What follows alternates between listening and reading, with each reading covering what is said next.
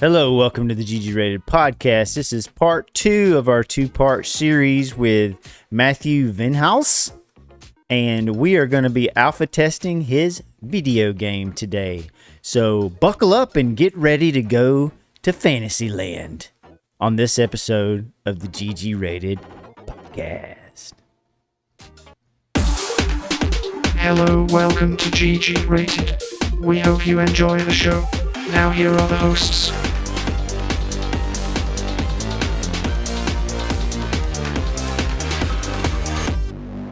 Hello, everybody. Welcome. Hello, Matt. Good to see you again, brother. Yeah, thanks for having me back here. Yes, man. I'm so excited to play Echoes of Ismia, this text adventure game that you have made for us. And before we get started, man, so I feel like I did you an incredible disservice by not introducing you and naming all your accolades and everything last time. You were actually a musician. You've been in bands. Like, could you tell us a little bit about that?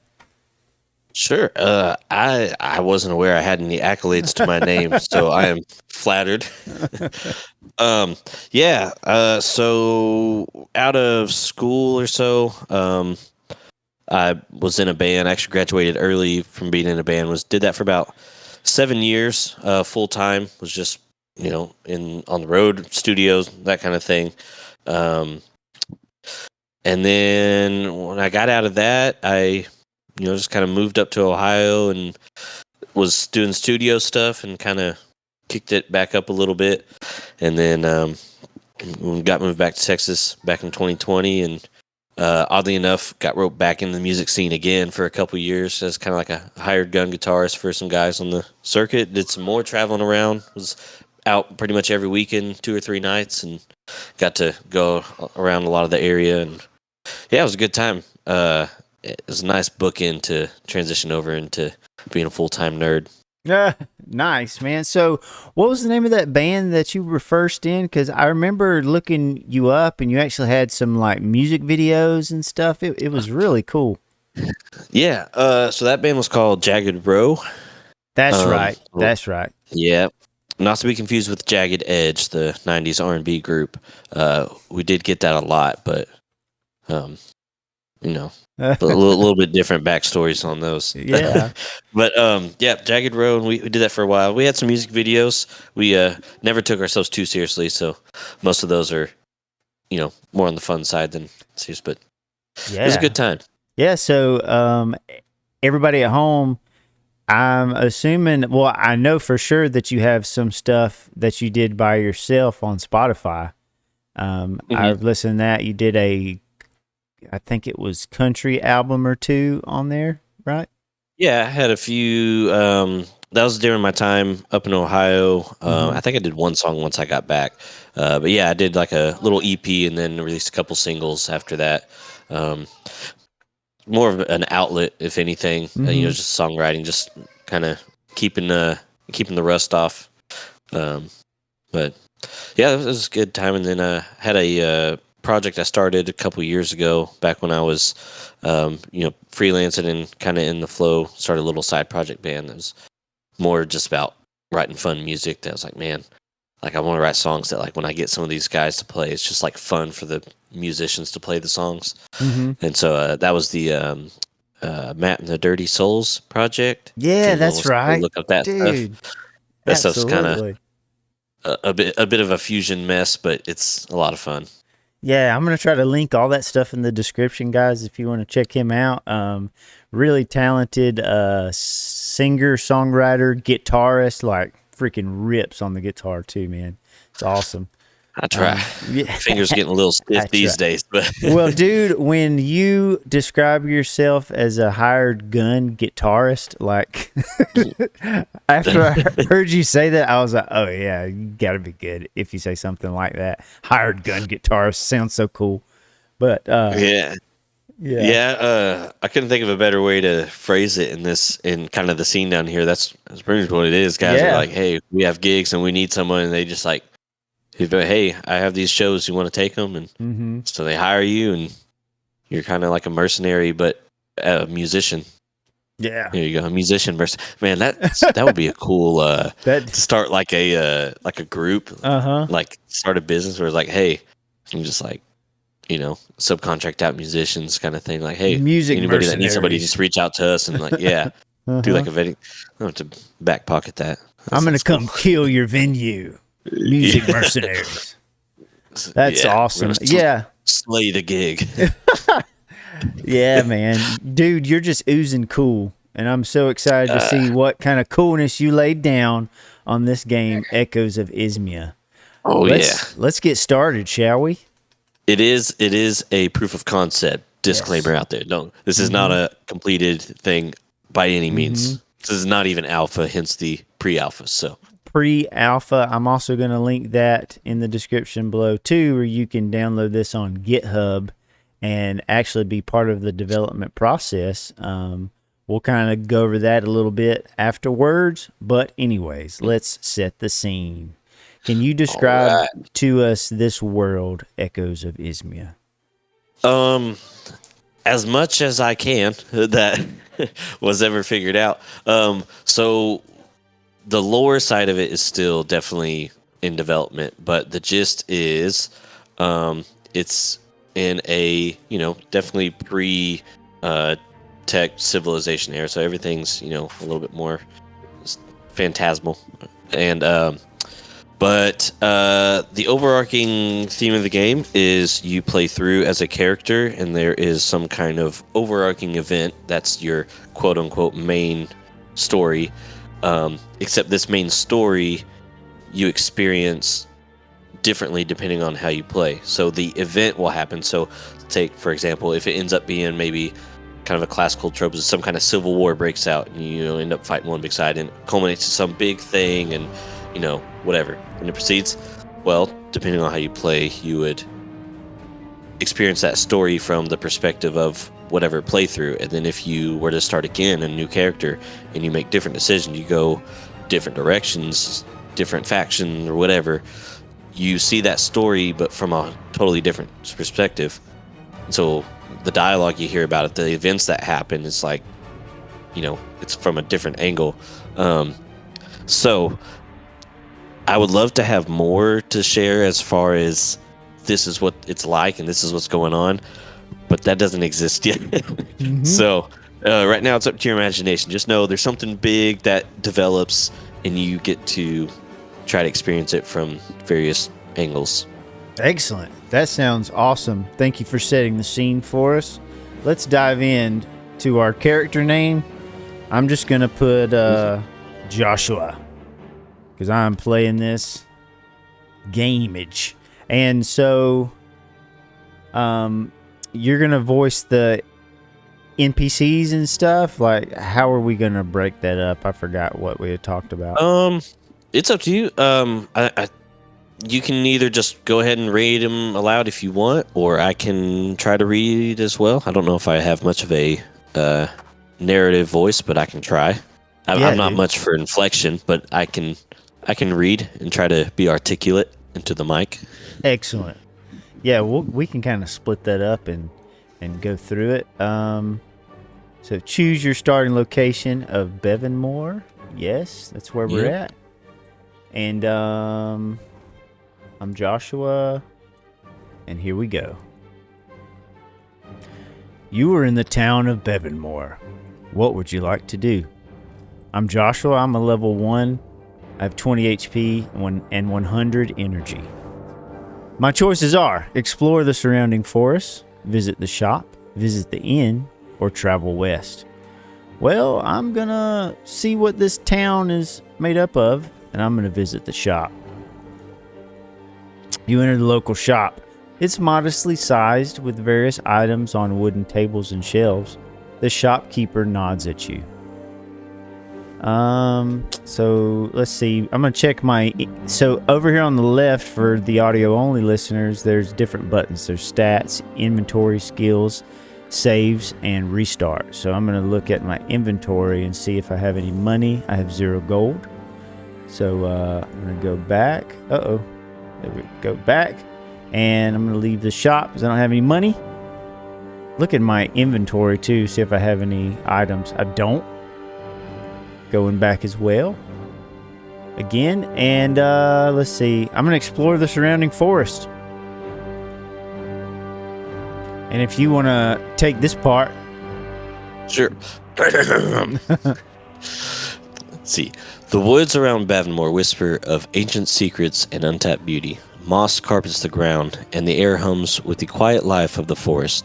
Today, the forest offers nothing but the peace of its shaded groves and the occasional bird call. Yet, you sense, with the right skills, these woods could provide valuable resources. Return to Bavonmore. I'm returning to Bavonmore. So, a little foreshadowing to maybe the upcoming crafting system. I like it. So I'm going to visit the inn and just kind of see what's going on here. You enter the town's inn. It's a cozy place with a warm atmosphere. Wooden tables are scattered around, and the air is filled with the aroma of food and ale. Rent room is 3 gold. Talk to the innkeeper. What is sticking out of the trash? And leave the inn. So with an option like what is sticking out of the trash, I got to click that. You find a frying pan with a small chip in the rim. The cook must have tossed it out. I'm taking the pan. That's my pan. The pan. And check my inventory here. I have a frying pan that's worth 3 gold, and I can equip said frying pan. I'm going to equip it. So now I have a weapon. Very Serving cool. out some sauteed justice. Yeah, all the ex-husbands will be shivering in their boots. Let's see here. Oh, you gotta use that back button there at back the bottom. button. Got it. Yeah, disclaimer, those arrows are developer things. Okay, gotcha. Let's see. I'm gonna leave the inn. And I'm going to travel west. Now that I'm equipped with my frying pan, I'm going to travel west. Despite your expectations, your journey continues without incident. You remain on guard, but it seems luck is on your side today. Nice. I'm going to continue to Mikeville. Very nice. And let's see here. Let's find some town music. Some town. Town bustling music. Streets of Mikeville. Here we go. Which, I'm gonna check. So, you can go ahead. I'm double checking something real quick. I just noticed something that looks like it's missing, but shouldn't be a big deal. I'm gonna visit the Mikeville Mercenaries Guild is my option, or I can travel east. So I'm gonna visit the Mercenaries Guild, and you enter the guild curiously. Members seem busy, but you are welcome to look around. I'm going to talk to a guild member. A friendly member notices your interest. If you're looking to join, the guild master can help you with that, he says. We go back to the main hall. I'm going to go talk to the guild master. You want to take this part? Sure. Let's see here. So, okay, it says, the Guildmaster, a figure of respect and authority, assesses you. This is what brings you to the Mikeville Mercenaries Guild. I'm going to ask about becoming a swordsman. Let me see if I can... Never mind. No, dude, do it. Channel it. Channel this. I wish I had a voice. I don't. I've got a buddy that's really good at it. I may have to get some voiceover from him. That's funny. All right. So it says, swordsmen are masters of melee combat, explains Guildmaster. So they possess formidable strength and an unwavering defense. With a sword in hand, they are a force to be reckoned with on any battlefield. To join us is to embrace a life of discipline and courage. Will you take up the sword and join our Brotherhood of Steel? Yes. I shall enroll in swordsman class. Welcome to the Swordsman Fold, the Guildmaster proclaims. Nice. I'm going to begin my training now.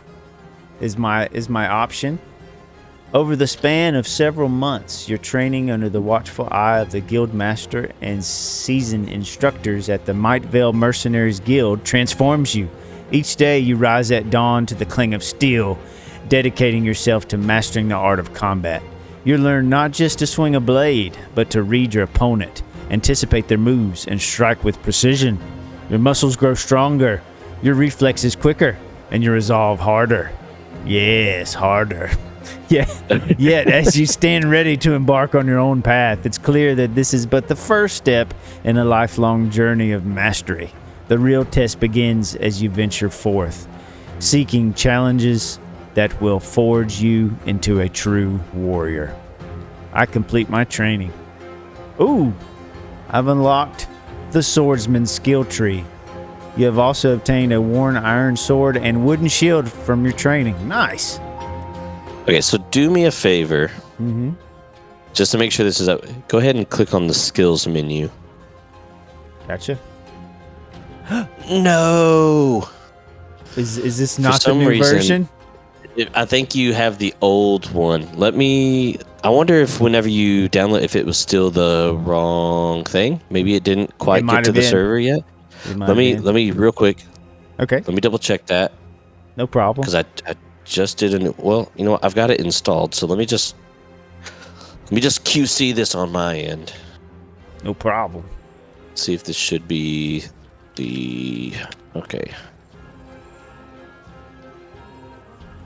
Oh no! For some reason, it did not do the correct one. That's okay. Okay. Okay. Well, we can just go with the one skill for now. Okay. The other stuff is still there, so we'll just leave that for a future return episode where That it's a sounds lot great. more developed. All right. good. So we're one skill Dave. One Skill Dave. That's a great name. That's like the name of an anime. One Skill Dave. You're One greeted. Punch Man. No, One Skill One Dave. skill Dave. You're greeted Great. warmly as a fellow swordsman. The guild is bustling with activity. Talk to a guild member again. Fellow guild members share insights about advanced combat techniques. Nice. Do you? I'm gonna. Sorry, I was just gonna ask. Do you want me to provide any kind of insight along the way, like on certain things? You want me to yeah, totally. add man. any kind of context or development insight? Yes. If not, I didn't know if you want to do this just kind of like a blatant just like experience or like a developer commentary, if you No, will. yes, man. Sorry. So feel free at any time to jump in if you need to add some context, if you want to give us some information. Yeah, bring it on. Okay, cool. So all I wanted to, for this part, I just figured I would add some insight that the locations are kind of dynamically changed based on your decisions. It'll kind of play into that whole theme of when you play through, it's going to be a little different depending on what you choose. So in this case, notice you are at that Mercenaries Guild, the same place you were, but now that you are a guild member, you are given different dialogue, and you get a different prompt, as well as when you go and interact with guild members, they say something different. So if you were to do a playthrough and say you didn't join and you went somewhere else and you came back, well, they wouldn't greet you the same. You wouldn't have those options. You wouldn't be able to check the board or anything like that. You would still be treated as, like you're welcome to walk around, but like, you can't really do anything there. Yeah, And and that's pretty cool, but because I think a lot of people when they play games and stuff that maybe haven't listened to our podcast or dove inside of like what it looks to develop stuff like this, there's all kind of logic going on in the background that you kind of take for granted in games. Like something as it looks as simple as this is going to change depending on what your actions were. Like there's a lot of stuff you had to do in the background to make that work, right? Yeah. There's a lot of background. We call them variables or objects of different data that as you play, either stuff gets created or there's one that's there that's just waiting for something to happen. So maybe it's an empty thing. So like your class, when you start off, you don't have a class, but you have that property with your player, but it's just empty. Well, and then once you do something, all of a sudden now it's like, okay, now this player's class is swordsman or wizard or archer or whatever it ends up being.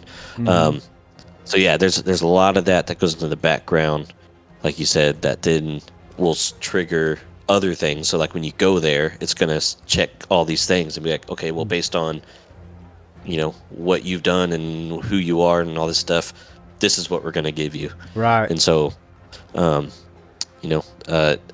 deep that goes, I don't know. It may be something that's slightly divergent, but over time gets a lot more varied. We'll have to kind of see on that development process. But anyways, yeah, I just thought it'd be a good point to kind of display that where that's an action. Yeah, and the logic in the background would be something like, if this happens, then this happens. If not, then stay the same. Like, right. If else. Like, I'm talking, the limited amount of coding that I know of is like JavaScript, and that's basic language of like if, and then what is the other logic words? If else. That's right. Yeah, it's an if else statement. So yeah, if ones can be like just by themselves, but if you want to have other options, so you can do like single checks, that'll do something, otherwise it ignores it. Or you can say, yep, if else, say, hey, if this, otherwise do this, and you give it something else to do instead. So nope, you're right. Nail head. What's the phrase? Head with nail, right? Head nail on top. Head nail on top. Bird in bush with nail in head. Exactly. Something like that. Nice. So let's see. I'm gonna leave the guild. I've already looked in my inventory, and I've added my sword and my shield. Very nice. I just have the frying pan that's not equipped, and I'm gonna try to sell that. So I'm gonna travel east. Back to Bavonmore. Bavonmore. Despite your expectations, your journey continues without incident. Just a whole lot of no action happening. But it seems the luck is on your side. I'm going to continue to Bavonmore. So you can, at this point in the proof of concept, that's about the most action you get is traveling. That's the only way. So sometimes we'll just sit there and travel back and forth until something happens. Let's do it.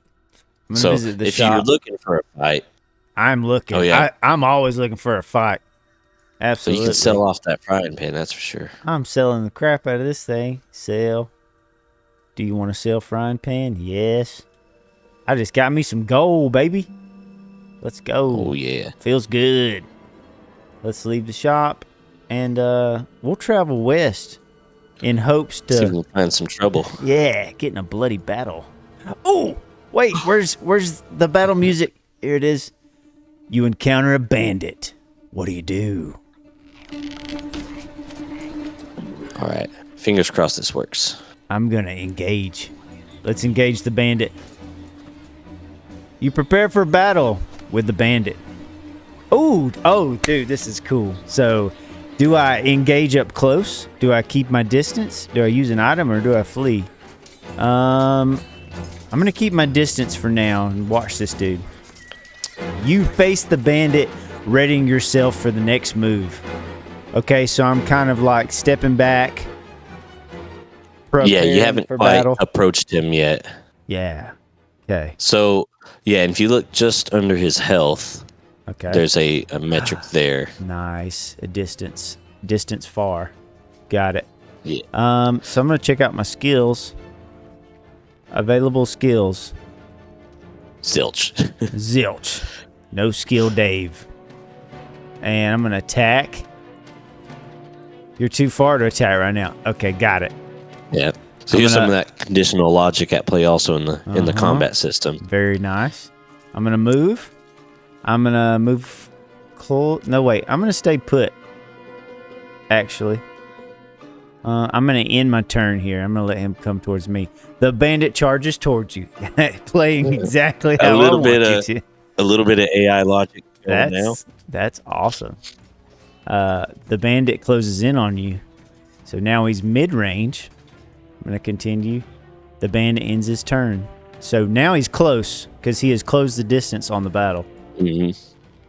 You face the bandit, readying yourself for the next move. I'm going to attack.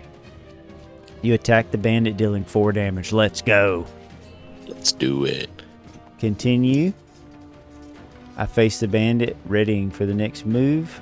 Let's see. I'm going to create some distance so that he has to come towards me again. I face the bandit, readying yourself for the next move. You've used all your action points for this turn. Isn't that what that is, action points? Yep, absolutely. In turn, the bandit closes in on me. Continue. Oh, he attacks, dealing 6 damage. He put his momentum into that swing. He did. He swung and hit me right in the nuts. My ancestors felt that one. Oh man, big damage. Bandit ends its turn. You face the bandit, readying yourself for the next move. I attack. I miss. Oh, crap. Whiff. Face the bandit. I don't have any items or anything. No. So break it down for me with this. Sure. So go ahead and we're gonna take advantage of having these little developer back arrows. Mm-hmm. So up there in the top, right above the title, go ahead and click that back arrow. Mm-hmm. Which and do one more time. Mm-hmm. So you've already discovered bug number 1. Well, not number 1, but a bug. So you click that. Notice you have 1 AP, and when you click, go ahead and click item or click use item. Gotcha. But you don't have any to use. So you're like, oh, okay, I don't have any usable items. Okay, let me go back. Well, watch what happens when you go back now. Ah, I see. It still took your AP. So gotcha. So for those who are watching or like that, these are the kind of little playtest bugs that you find once you get in there. You're like, oh, okay, so it's kind of an iterative process of constantly finding little things like that. We're like, oh, that shouldn't do that. You should only take it when you do it. So if you want, you can end your turn, since at this point there's not really much else you can do. Oh, and he's just laying into you. He deals some more damage, deals 5 more damage. Then the bandit ends his turn. I face the bandit, readying myself for the next move. I attack. I miss. Oh, no. I'm going to end my turn. He misses. Now we're going back and forth. Turn it around. I attack. I deal 4 damage. I'm closing in on him. Okay, so right now I have 9 HP. He has 6 HP. In the turn, he deals 5 damage. The bandit ends its turn. I have 4 HP left. I got to do something. You need a big hit. I deal 5 damage to him, so he's down to 1 HP. Oh, I need to move. I'm going to create distance. I'm going to end my turn. He closes in on me. That's his action. Oh, he deals 5 damage. I've been defeated by the bandit. All right. Here, we're going to cheat real quick. Okay, let's cheat. Use the back arrow. Back arrow. So normally, that's game over in this game. That's you got to go back to a save or restart if you didn't save. Go ahead and hit the back arrow one more time. Okay. Oh, actually, you're already seeing it. See, now he misses. So with the way it plays out, when you use that back arrow during combat, it kind of re-rolls that attack turn. So that's another little. Right now, while we're developing, we're like, that's not ideal for us to test this. We don't need to be dead yet. Let's just rewind time. Sorry, Bandit, you actually missed. Let's live. So I'm gonna give you that ability real quick. Ability to go back in time. Yeah.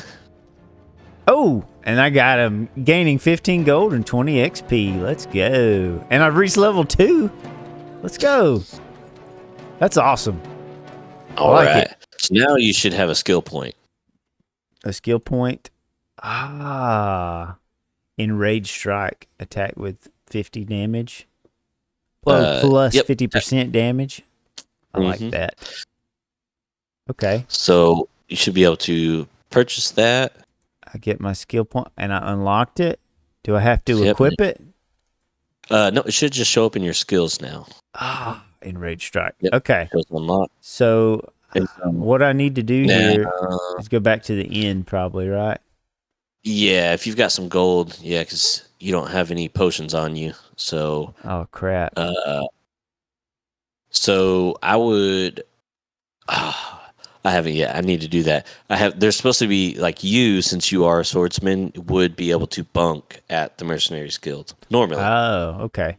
So that's something you have to add in there. That just hasn't been implemented yet. But normally, like another player that's from that's not in the Mercenaries Guild, maybe they're different, whatever. They could visit it, but they wouldn't get that ability. Like they wouldn't have the option to sleep there, or that kind of thing. Right. So in this case, you gotta just take your chances and try to get back to Bavonmore without encountering anything nasty. Let's give it a shot. All right, I'm traveling east. Hey! Yay, there it is. Nothing happened. So I'm gonna go to the inn. I'm gonna rent a room for 3 gold, and I get a well-rested state. So my HP's back up. Hello. I'm out of focus again. Come on, camera. Focus. You can focus on me. It's trying so hard. Oh, okay. So now I've encountered these different classes by talking to the innkeeper. Looks like I could ask about a mage class, which is coming soon. Ask about a rogue class, which is coming soon. So that's when probably the distance skills and stuff are going to come into effect. Like when I can do spells and stuff. Yep. So we'll just say, for the sake of just demonstration, so the one that is available, you can hit ask about another class. Mm-hmm. And so if you ask about the swordsman class, so the kind of a little backup. I probably should have said this from the get-go. But so the starting location right now, there's just the one choice, Bavonmore, but eventually if you look at the map, which is on the GitHub for anyone that wants to look that up, there's, I want to say 2, maybe 3 major continents, and then there's all the territories, countries. So there will be maybe a handful of places you could choose to start, kind of depending on maybe where you want to be or where you want to come from. And so this Bavonmore location is the first, and it's right on the coast. So this would be possibly something like, maybe, I don't know if you would be necessarily a refugee, or maybe you are just entering adulthood and setting off, to forge your own path, as they do in these tales. So the whole premise is you arrive there, but like you're nobody. You have no money. You don't have any skills. You don't know anything. And so the idea is like you would need to interact and talk to them just to figure out where do I go? What am I supposed to do?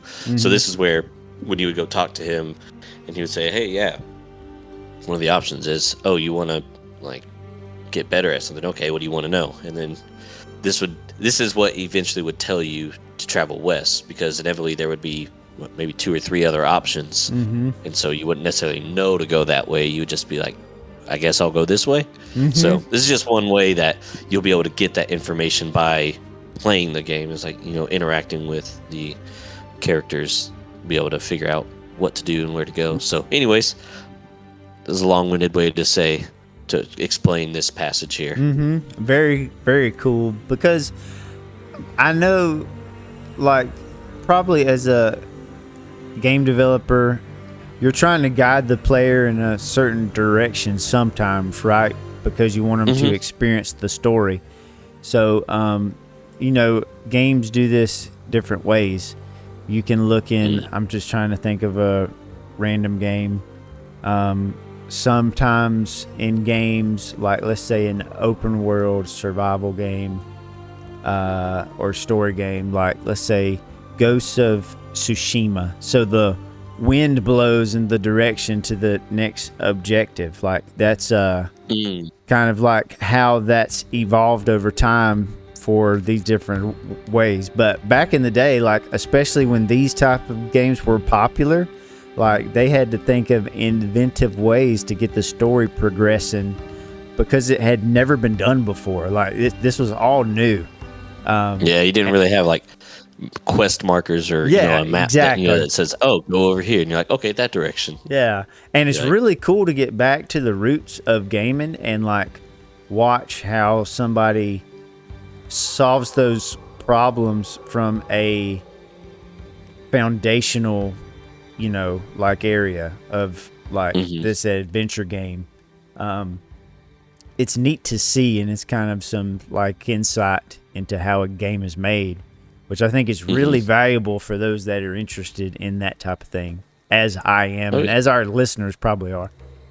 Yeah, absolutely. Yeah, we'll probably eventually have in this side menu there'll be like a journal tab or something, journal, and that would be what could track as we start to implement objectives or quests or missions, whatever we decide to call them, that you can track. And but it's all going to be done in a very sandbox. Like, the whole premise of this is very sandboxed. It's kind of choose your own adventure. So you're not going to get this, hey, go do this, now go do this. This linear. It's going to be more of, hey, here's a journal to help you keep track of the things you've talked about and learned from people, but nothing's forcing you to go over here. Nothing's going to keep things from happening or be like, oh, you can't go to this area because you haven't talk to so-and-so. It's just you may go there and not get whatever things happen because you haven't talked to somebody that knows, so you're clueless. So just we try to emulate that, like, realistically, like, hey, if there's a thing going on but I don't know about it and I were to travel there, would I still get this guy talking to me as if I know what's going on? It's like, no, you'd just be like some clueless random guy walking by. So like, that's exactly what's going to happen. Like, it won't even prompt you that there's something going on if you don't have that, haven't already done whatever precedes that. So that's kind of the idea with this one. It's very like, it's there to reference, but it's not this linear path kind of thing. So yeah, and those types of things, those types of beats with storytelling, it's really like interesting to see that because it makes the world feel alive. Like, it makes it allows your imagination to kind of fill in the gaps too, especially with something like this. Like, to me, this is like, you're basically getting to be involved in a book. And you're using your imagination along the way. And of course, you have cool pictures and everything too to kind of like help with that. But something like this, you can go a lot of places with it. I mean, you could develop a vibrant story that can be a really fun place to go and discover. So yeah, dude, I can't wait to see more of it. I can't wait to see how everything develops. And we plan on keeping everybody informed about that. Absolutely appreciate it. Yeah, if anyone out there is great storytellers or, from that standpoint, feel free to reach out because, we definitely use all the help we can get in that department. Yeah, man. And what would be interesting? I forget the last thing I was talking about that you said, oh, dude, that's a great idea. I don't even remember what it was. I was supposed to go to the website and I was supposed to fill in like my idea, but I didn't even do it. Do you remember what the heck I was talking about? I don't. I don't now that either. You say that, yeah, I remember you had mentioned something. I was like, oh, that would be cool. That's why you got to go to the GitHub and you got to go chat on there and give ideas. Get a discussion started. But yeah, I'll let you go ahead and jump back in now. And now that you're healed up and have a skill, you probably want to go out and see who you can. Yes, I want to try my skill. With an enraged attitude. Yes, exactly. So let's leave the inn, and we're gonna let's see. Does it do anything? Exploring the forest? Nope. I got to travel west. Hey, we've encountered a goblin. Little goblin. Let's start this music. You've encountered a goblin. What do you do? I'm gonna engage. You prepare for battle with the goblin. I engage up close. I'm not scared of this little goblin. Yeah, look at that. Is that even a dagger? Can you even call it a dagger? What is that? What even is that? Look how dumb he is. He has a big sword on his back, and he's charging you with a butter knife. This guy's dumb. What are you doing? Are you gonna put some jelly on my bread, Goblin? It's like, come on. Watch him kill me. Be like, Joke's on you. I don't even have bread. Yeah, you can butter You these can buns. get bread, by the way. Really? There's dude, some bread in there. I want some Again, bread. everything's a development decision. So far, what's implemented is on a need basis. So I'll let you find that here in a second. We're gonna call that Easter bread, like an Easter egg, Easter bread. So I will say before you use this, I don't know if you can see, but I can. Okay, so up there next to your health and energy, it's in there now. I guess it just didn't make it into this compile. There's a stamina stat, and so that's what when you use your skills, it's going to use your stamina. So that way you can't just infinitely use your skills with no repercussions. And I believe it's also 20. Okay. Like health and that thing. So just know that will be in there. So it's not just like an unknown of that kind of thing. Gotcha. Anyways, I'm gonna use my skill then. Enrage strike. I gotta do some sort of cool sound effect for this. Enrage strike.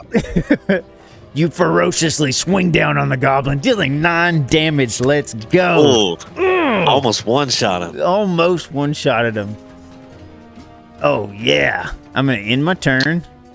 You stole your stuff, though. And he misses. And misses. He's in shock. He's like, I'm almost dead. How am I supposed to land a hit? So that would be a cool mechanic. If when they were like down within, I don't know, some percentage of their health, he's what, 10%?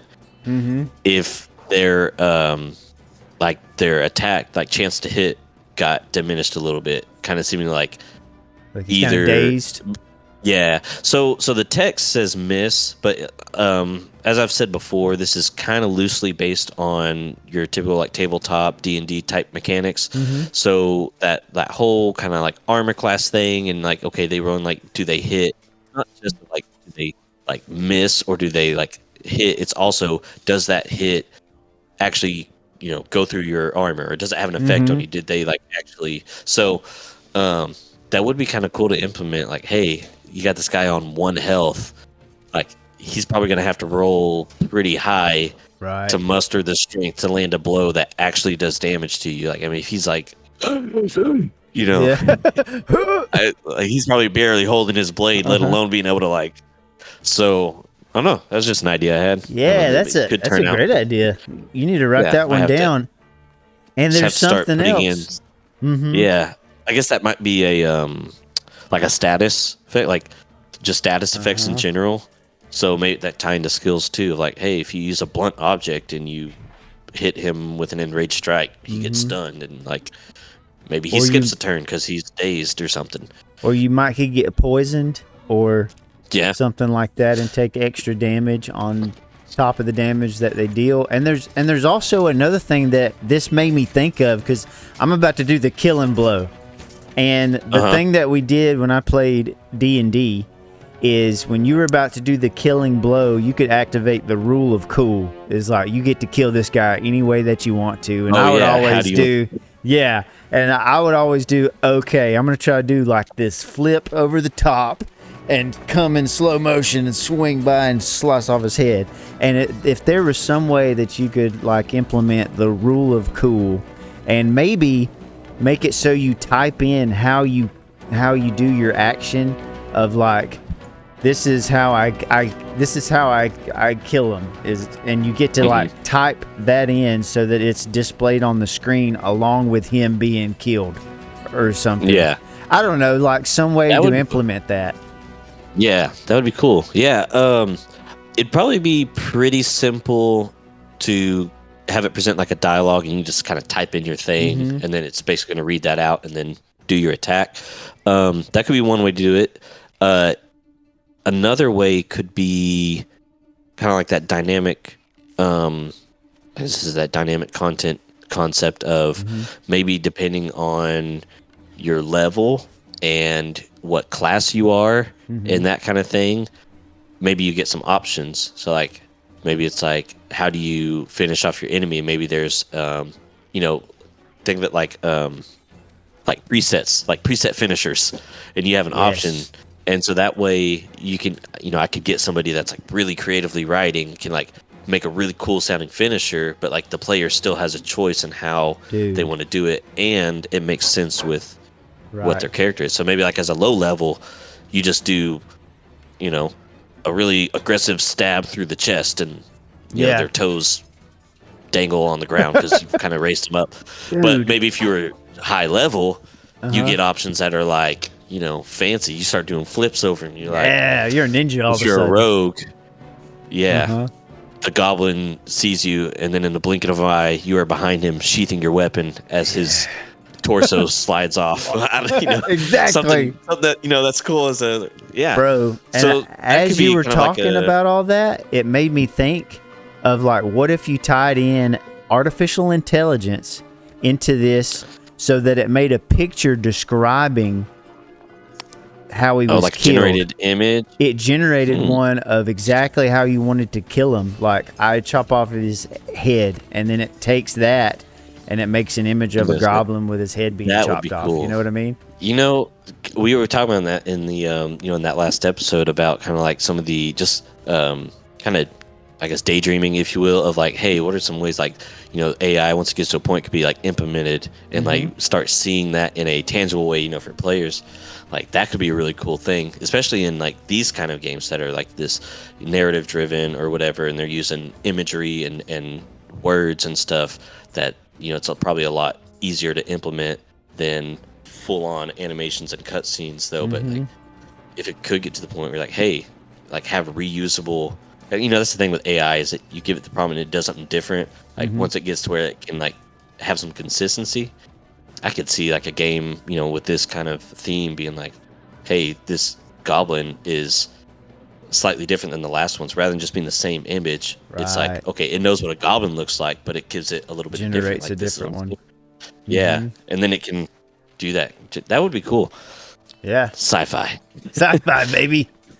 Yeah. Oh man, so I'm gonna kill this guy because he's been standing there about to die long enough. I'm gonna attack. He's like, please finish me. Please finish me. Yeah, dude, that's what I'm talking about. He's bringing out the voices now.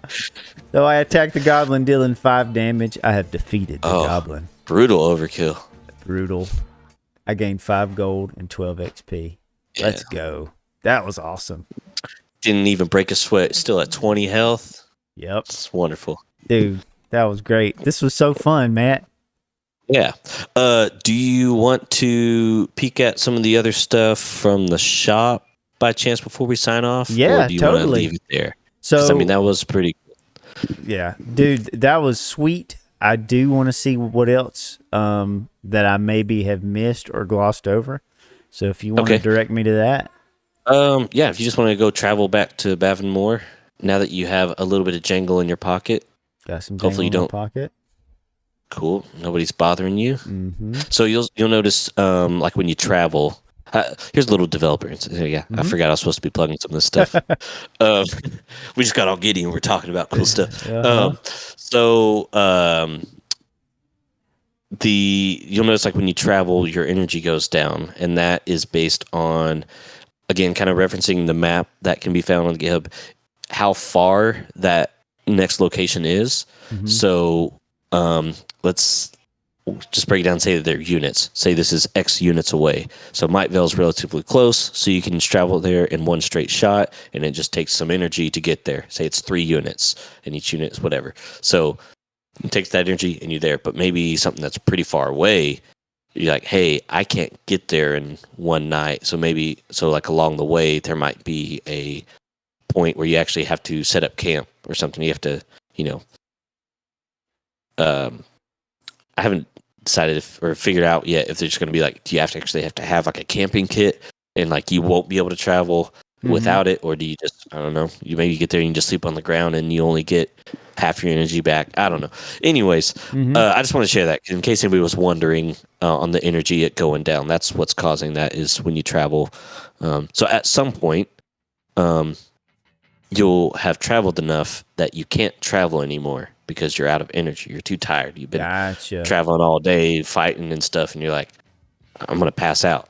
Right. So yeah, because that's what brings stakes, and that's what brings things like that to video games. Like, it's no fun if you're just like immortal and have all this energy in the world. It's like, okay, there's no stakes. There's nothing for chance. There's like there's no incentive to try danger. To be thoughtful about your actions. Yeah, exactly. There you go. Okay. Yeah, so trying to get that in there, and so once we kind of have enough content, I think where it's at now that I have the skills in, like I said, in the latest version, we have, the little things worked out, the little bugs and stuff that most of the core stuff's working. Mm-hmm. It's kind of getting to that point where now it's just about the content. Now we just need to start adding these other locations and, filling them in. All the systems are somewhat in place to kind of start basically just branching it out. So all that will start to really culminate and start to see the effects of that as, now you need to travel here and you actually have to manage your energy and be like, oh, well, I'm still wore out from fighting that bandit that almost killed me, so I can't make that trip. So anyways, yeah, go ahead and we'll take a look at the shop now that you have some Jangle. I'm going to visit the shop with my Jangle. I don't know how much Jangle you have, but we'll see what you can get for it. Let's see. Let me look at my inventory. I got 19 gold, dude. That's not bad. Heck yeah, that's not bad, boy. All right, you in a local shop. It's modestly sized. I lost some of your audio. I don't know if that's me or you. What? Can you hear me? It's super quiet. Let me see. That I can hear you. Okay. I can hear you. Nope. Okay, I got it fine. It was my end. Okay. Disregard. Cool. You enter the local shop. It's There modestly sized with various items on wooden tables and shelves. The shopkeeper nods at you. Hello, shopkeeper. Buy some items? Dude, there's the bread. Loaf of bread. I'm buying that. You bought the loaf of bread. Oak. Oh, a short bow. Oh. Wait. Oak short bow. A heavily used sword that has seen some better days. Okay. Wait, what's going on? Oh, no. I wonder if that's in the current version. I'm about to check. Give me 1 second. Yeah, because I have the older version. So that's going to be a bow and arrow that you can shoot and stuff? Yeah, it is distance? Still. It's just, it looks like the description just didn't get updated. Right. But I'm buying it anyway. Okay, so now I'll be able to use this weapon at a distance? If you have it equipped. If I have it equipped, I can use it at a distance. Yeah. Okay. So we'll let you go ahead and mess with it. And so you'll see, so there's that loaf of bread. I would not use it yet. But yeah, notice when you did that, it unequipped your sword and shield. That's cool. So that actually took, if I remember right, aggravatingly long time to get working right because there would just be all kinds of weirdness going on. I was like, yeah. So, anyways, yeah, that does that. Okay. There was something I was going to mention earlier. Oh, on the shop inventory.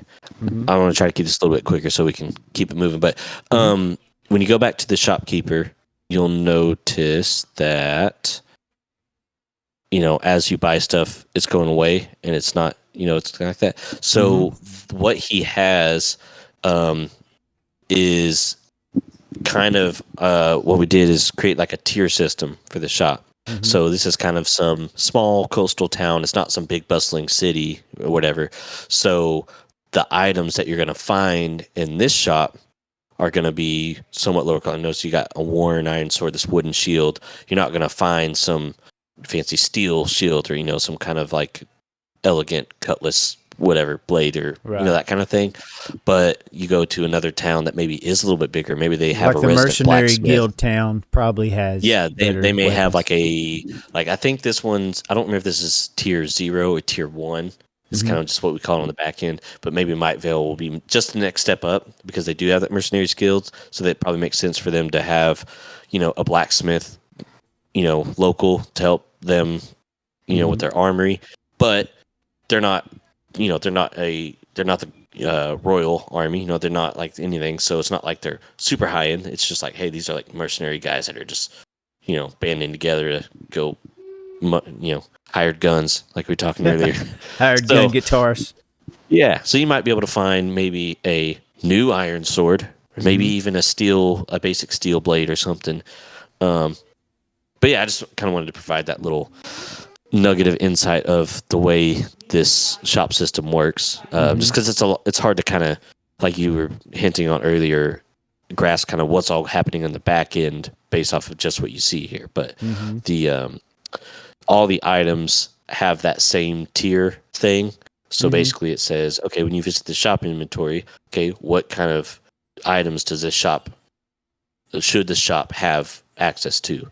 And then out of those, we're going to kind of curate and generate, some image. So you won't get all of them. You'll just get a selection from those items. So it kind of, again, tries to make everything make sense. Like, it'd be really weird to come here and find some, like, 3,000 gold cost magical weapon in this starter town. It wouldn't make a whole lot of sense. Unless you met this weird wizard guy in a back alley and he was like, hey, excuse me, traveler, come here. There could be. Yeah. Check this out. Could try to... Look inside my robe.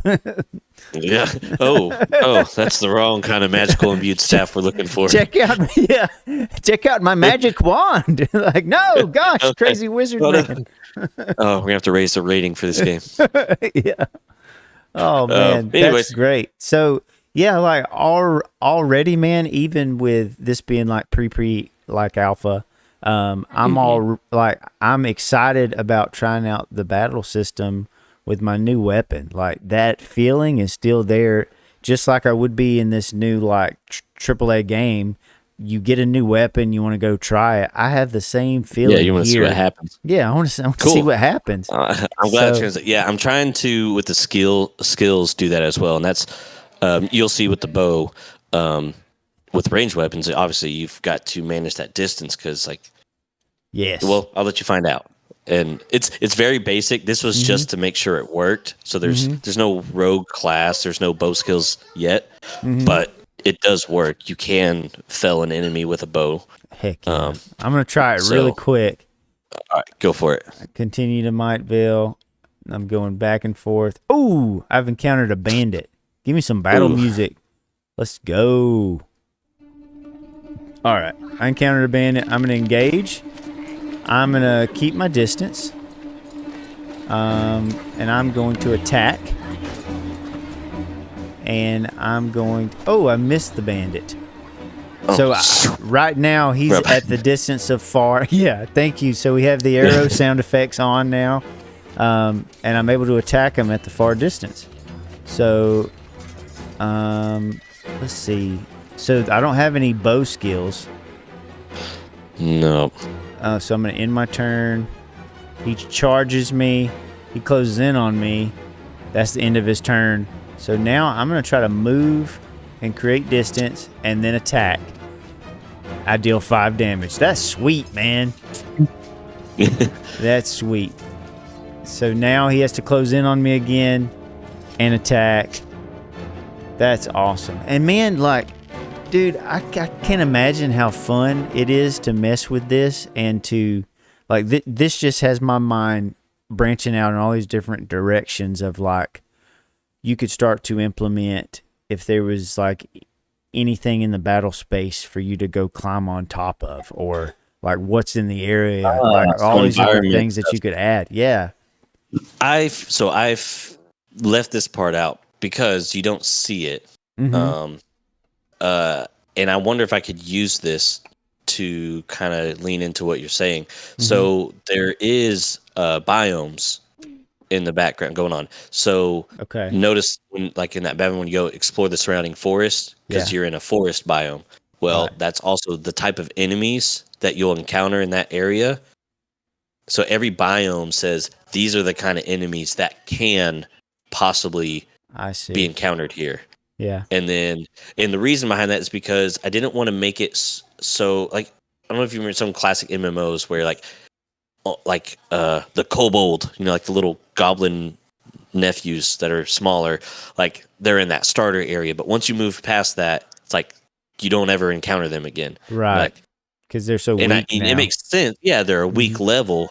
And said, but does that make logical sense? Like, do these guys not, like, can they not be found anywhere else in the world? Right. And so we try to take the approach of like the biome. So, like, for example, I think there's one that I actually have the enemy.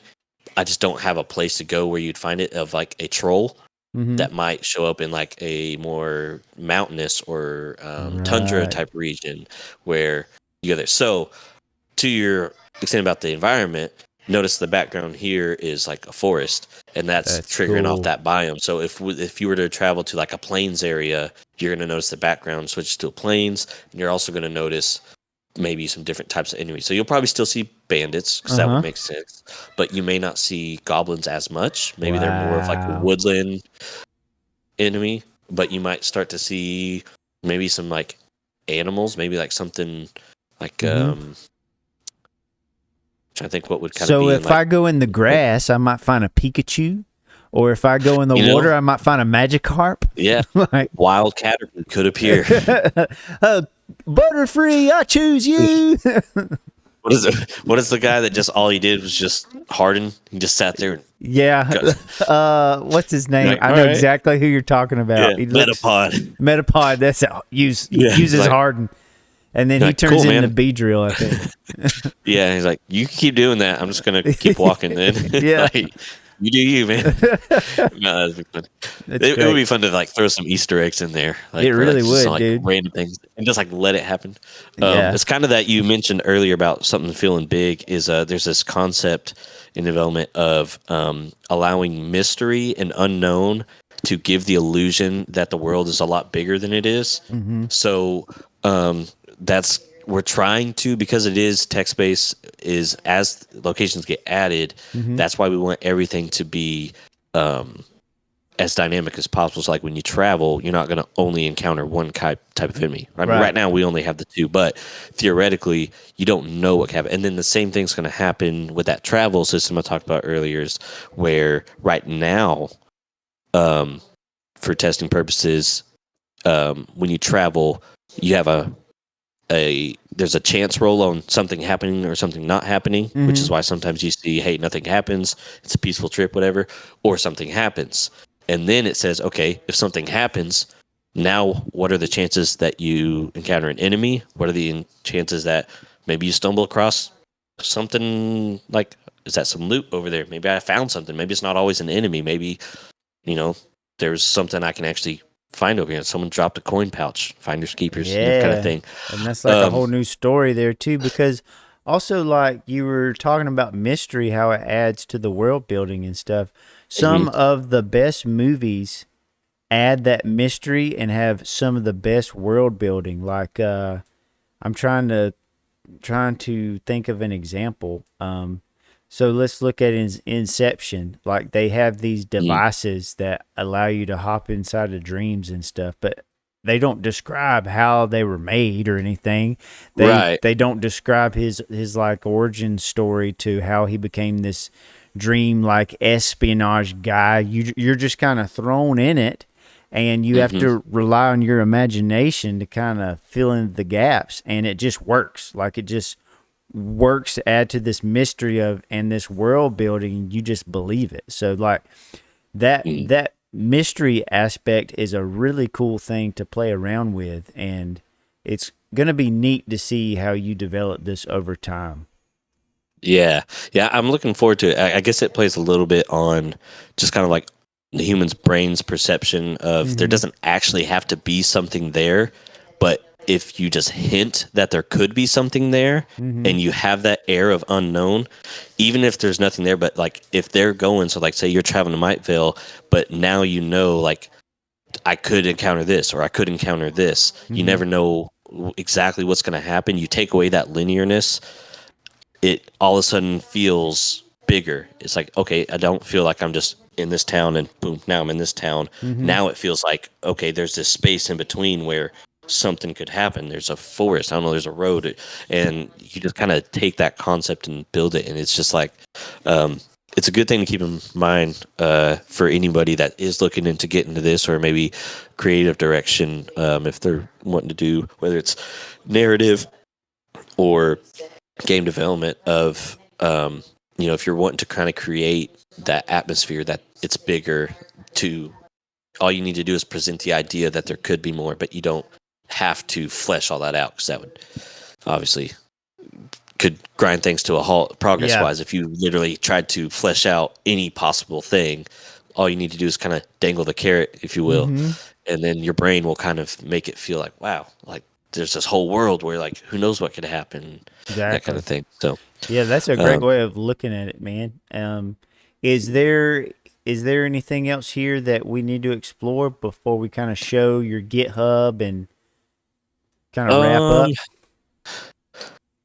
So in its current state, I don't think so. There's the battle. I mean, you'll see, like, for example, if you tried to attack while you're close with the bow equipped, you'll see where it's like, hey, you can't do that because like the guy's right in front of you and he's not going to let you draw your bow, 6 inches right from him. There. You got it right in front of his Don't face. move while I pull that.